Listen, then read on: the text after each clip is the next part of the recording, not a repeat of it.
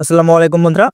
কারারক্ষীতে যা আপনারা অনেকে জেল পুলিশ নামে চিনে থাকেন, তো সেই কারারক্ষীতে নিয়োগের একটি ছাড়পত্র প্রকাশ করা হয়েছে। তো এখানে কতজন ছেলে এবং কতজন মেয়ে না হবে এই বিষয়ে আমরা আপনাদেরকে আজকে দেখিয়ে দেব।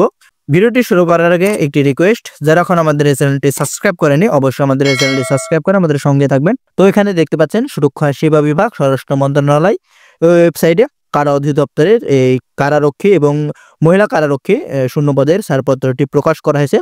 তো সেটি দেখে না যাক, চলুন। এখানে দেখতে পাচ্ছেন কারা অধিদপ্তরে সরাসরি নিয়োগযোগ্য কারা ও মহিলা কারারক্ষী শূন্য পদের ছাড়পত্র প্রসঙ্গে। তো এখানে দেখতে পাচ্ছেন পদের নাম দেওয়া আছে কারারক্ষী, যা পুরুষ।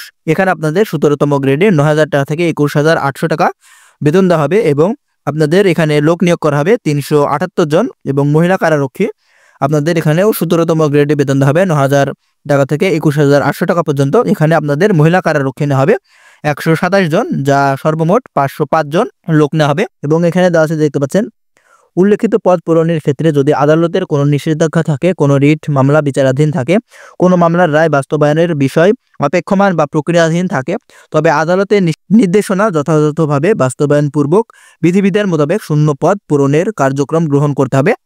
এবং এখানে আরো বিস্তারিত দেওয়া আছে। তো এই নিয়োগটি আশা করা যাচ্ছে কিছুদিনের মধ্যে প্রকাশিত হতে পারে। তো এই নিয়োগটি প্রকাশিত হওয়া মাত্রই আমরা আপনাদেরকে জানিয়ে দেব। ধন্যবাদ সবাইকে।